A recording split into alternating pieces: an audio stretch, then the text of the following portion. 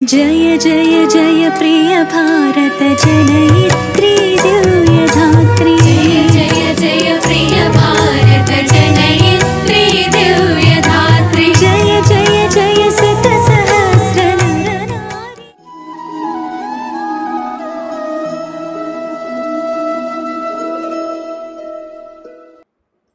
శ్రీ భారత్ రసజ్ఞ ప్రేక్షకులకు నమస్సుమాంజలి. సీతాయాశ్చరితం మహత్, సీతాయనం అని కూడా వాల్మీకి రామాయణానికి పేర్లు కదా. మొన్నని మనం అయోధ్యలో బాలరాముని నేత్రోన్మీలన ఉత్సవాన్ని పర్వదినంగా అశేష జనవాహిని ఉత్సాహ సంతోహాల మధ్య బాలరాముని ఆలయ ప్రతిష్ట కదా, ఎంత అద్భుతంగా జరిగింది కదా. బాలరామాయణం అసలు బాలరాముని ఆ విగ్రహం చూస్తూ ఉంటే, ఆ నేత్రోన్మీలనం జరిగిన తర్వాత ఆ బాలరాముని వదనార విందంలో ఎంత చక్కటి సజీవత కదా. నిజంగా ఆ చిరునవ్వులోనే ప్రపంచమంతా అలాగా పరవశమైపోతుంది బాలరాముడు కదా. అసలు బాలరాముడిగా ఆయన జీవితం మొదలై అయోధ్య రాముడిగా ఎదిగి విశ్వామిత్ర శిష్యునిగా బల అతిపద అలాంటి అనేకానేక శస్త్రాలను వశపరుచుకుని తదుపరి మైథిలీ నగరానికి అయోనిజ జనకరాజు పుత్రిక సీతను పరిణయమాడి అయోధ్యకు వచ్చాడు.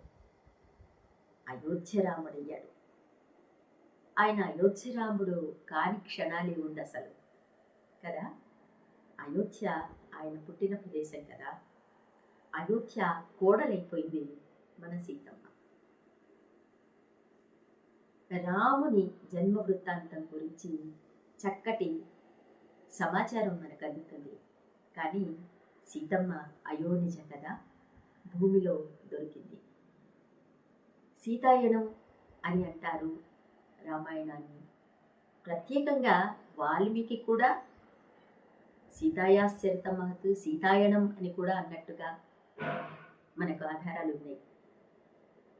మరి రాముణ్ణి ఇంతగా తలుచుకుంటాం కదా. సీత రామునితో ప్రతిక్షణము నిత్యానుపాయినిగా ఆయనతో పాటు జీవితం అంతా గడిపిన సీతమ్మ. అలాంటి సీతమ్మ లేనిది రాముని జీవితం లేదు కదా. అలాంటి సీతమ్మ మామూలుగా సీత అంటే అబల, ఆవిడకి ఏం చేత కాదు. రావణాసురుడు ఆవిడ్ని ఎత్తుకుపోతుంటే బేలగా రోధించింది, చెట్టును పుట్టను బ్రతిమాలుకుంది. నన్ను కాపాడండి, రాముడు లేని సమయంలో నన్ను వెళ్తున్నాడు ఈ రాక్షసాధముడు, నన్ను కాపాడండి అని నదీ నదాలకు, చెట్టు పుట్టలకు, విహంగాదులకు అన్నిటికీ తన ప్రార్థనను వినిపించింది బేలగా. సీత చాలా అమాయకురాలు అంటారు. కాదు, ఇవన్నీ సీత యొక్క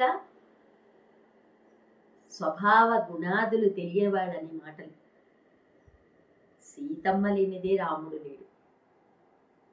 సీతమ్మ ఇచ్చినటువంటి ఆ బలం వల్లే, ఓ పతివ్రత తత్వము స్త్రీ ఎంత చక్కగా కాపాడుకోగలదో దాన్ని బట్టే పురుషుని జీవితం కూడా ఉంటుంది. ఆ రకంగా సీతమ్మ రాముల వారి జీవితాన్ని ఎలా ప్రభావితం చేసింది, సీతాయాశ్చరితం మహత్ అని అనిపించుకుంది అన్న ఒక కోణం నుంచి సీతమ్మ వారి జీవితాన్ని మనం తెలుసుకునే ప్రయత్నం చెయ్యాలి అన్నటువంటి సంకల్పం శ్రీ భారత్ యూట్యూబ్ ఛానల్ ప్రసాద్ గారికి కలగటం చాలా ముదావహమైనటువంటి విషయం. ఆ కోణంగా నేను పుట్టపర్తి నారాయణాచార్యుల గారి తనయగా మీ ముందు నేను చేసినటువంటి కృషిలో భాగంగా నేను వెలువరించినటువంటి కొన్ని పత్రాల ఆధారంగా మీకు కొన్ని విషయాలను పంచుకోబోతున్నాను. ఈ అపూర్వమైన అవకాశం నాకు లభించడం కూడా మా అయ్యగారి భిక్షే అనుకుంటాను. మా ఇంట్లో రామాయణం గురించి మాట్లాడితే మా పుట్టింటి వైపు పరుగులు తీస్తాయి నా భావాలన్నీ.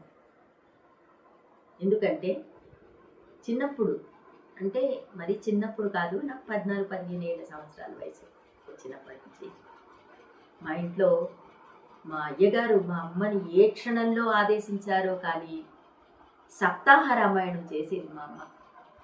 ఒక వారంలోనే మొత్తం వాల్మీకి రామాయణం అంతా పురస్కరణ అయ్యేది. వారాంతంలో అంటే శనివారం సాయంత్రం చక్కగా ఉదయం నుంచి రామ పట్టాభిషేక సర్గ చేసిన తర్వాత ఆ రోజంతా మా ఇల్లంతా కూడా కడపలో పెద్ద పడసాల అంటే పెద్ద హాల్, దాని నిండా ఒక 50-60 మంది కూర్చునే వాళ్ళు.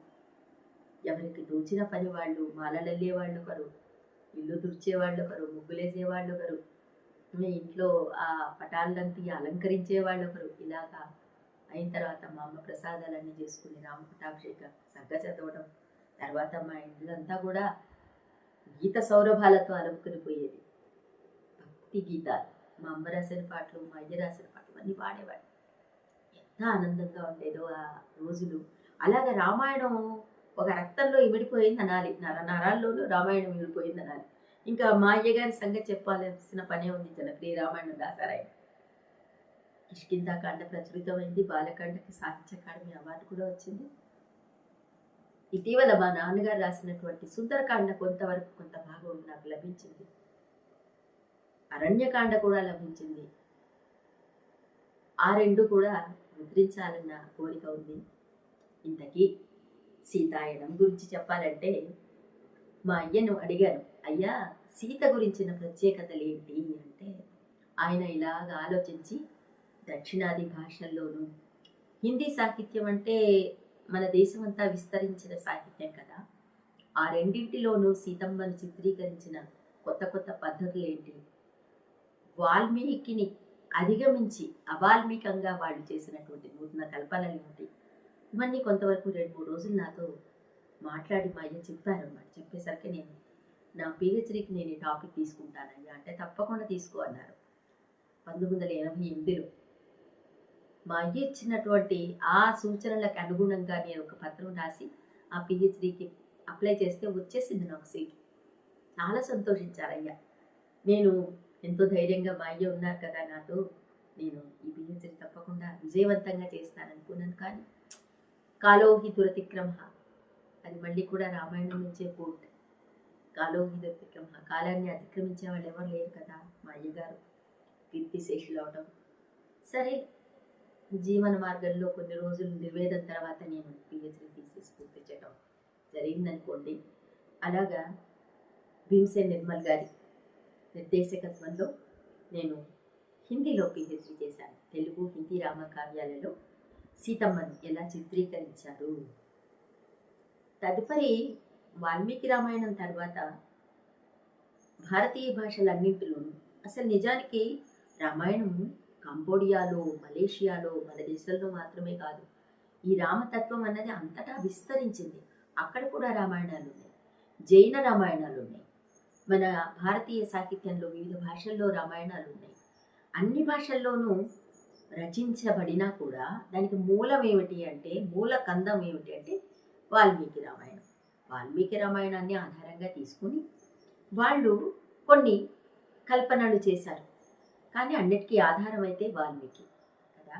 ఆ వాల్మీకి ఎలాగ చిత్రీకరించారు రామాయణాన్ని. రామాయణం అంటే కేవలం రామకావ్యం మాత్రమే కాదు, సీతాయనం అని కూడా అంటారని చెప్పుకున్నాం కదా. సీత పాత్ర కూడా అందులో రామ పాత్రలో మిళితమై రామాయణం అంతా విస్తరించి ఉందన్నమాట.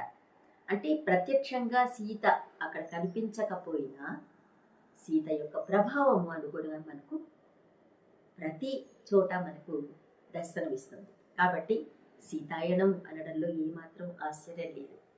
అసలు రామ కావ్యం ఇతిహాసమా కావ్యమా అన్న చర్చ కూడా జరుగుతుంది రామాయణం గురించి. ఇతిహాసం అంటే జరిగిన దాన్ని మనం కావ్య రూపం ఇవ్వటం కదా. ఇది కావ్యమేనా అంటే మనం రాముని యొక్క పుట్టు పూర్వోత్తరాల నుంచి అతను 11,000 సంవత్సరాలు ధనం వర్ష శతాదపి కదా, 11,000 సంవత్సరాలు ఈ పుడమిని పాలించి తర్వాత అవతారాన్ని చాలించిన వైనం ఇవన్నిటికీ కూడా ఆనవాళ్ళు మనకు కనిపిస్తున్నాయి. మనం అసలు తెలుగు నేల కానీ అటు ఉత్తర భారతదేశంలో కానీ రకరకాల ప్రాంతాలలో సీతమ్మ ఆనవాళ్ళు, రాముడు లక్ష్మణుడు కలిసి ప్రయాణించినటువంటి చోట్లు ఇవన్నీ కూడా మనకు చిత్రకూటంలో అయితే ఎన్ని రకాల తార్కణాలు కనిపిస్తాయి. ఇక్కడ మన దక్షిణ భారతదేశంలో సీతమ్మ చెరగు అంటారు కదా, హంపీలో ఎన్నెన్నో ఆనవాళ్ళు కనిపిస్తాయి. ఇవన్నీ కూడా ఇక్కడంతా సీతారాములు నడచిన చోటు, వాళ్ళ పాదస్పర్శతో పవిత్రమైనటువంటి చోటు. దక్షిణ ఉత్తర భారతదేశాల్లోనూ అనేక ఆనవాళ్ళు ఉన్నాయి కదా. ఇది ఇతిహాసం. ఈ ఇతిహాసాన్ని కావ్యంగా మలిచాడు వాల్మీకి మహాకవి కదా. నారదుడి యొక్క ఉపదేశంతో ఆయన రామాయణానికి శ్రీకారం చుట్టాడు రామాయణానికి కదా. కాబట్టి ఈ కావ్యాలు అంటే ఇతిహాసాన్ని కావ్యాలుగా మలచటం అన్నది మన సంప్రదాయమే. కాకపోతే ఒక వేదాలలోనూ ఉపనిషత్తుల్లోనూ కూడా రామాయణానికి ఆధారాలు ఉన్నాయి అని అంటున్నారనమాట. ఒకవేళ దీన్ని కావ్యంగానే తీసుకున్నా కూడా, అంటే ఇతిహాసాన్ని కావ్యంగా మలిచారు అన్నా కూడా, కావ్య ప్రకాశ కర్త ఏమంటాడు మమ్మటుడు, కావ్యం యశసే అర్థకుటే వ్యవహార విదే శివే రక్షతయే సత్య పర నివృత్తయే కాంత సంహిత తయోపదేశయుజే. ఇన్ని ప్రయోజనాలు ఉన్నాయి కావ్యానికి.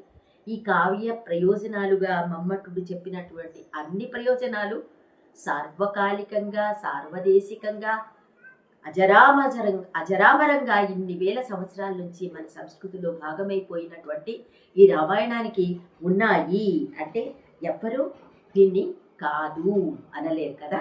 కాబట్టి ఇన్ని గొప్ప గొప్ప గుణాలు ఉన్నటువంటి ఈ వాల్మీకి రామాయణంలో సీతమ్మ పాత్ర చిత్రణ గురించి, సీతమ్మ గురించినటువంటి ఆధారాలు ఎక్కడ ఉన్నాయి ఈ రామాయణానికి అని కూడా ఒకసారి మనం ఆలోచిస్తే, ఈ సీతాయనం గురించినటువంటి చిన్న చిన్న ఆధారాలు వేదాలలోనూ ఉపనిషత్తుల్లో ఉన్నాయి అనుకుంటున్నాం కదా. ఈ చిన్న ఆధారాన్ని బట్టి ఎంతో ఎంతో అద్వితీయంగా వాల్మీకి సీతాయనంగా దాన్ని మలచాడనమాట. అసలు భారతీయ సాహిత్యంలో తప్ప ప్రపంచ చరిత్రలో ఎక్కడ కూడా స్త్రీకి సమున్నతమైన స్థానం లేదు, ఎక్కడ కూడా ఇంత ఉన్నతమైనటువంటి స్థానం ఇవ్వబడలేదు అని అనిబిసెంట్ అన్నట్టుగా మనకు ఆధారాలు ఉన్నాయి.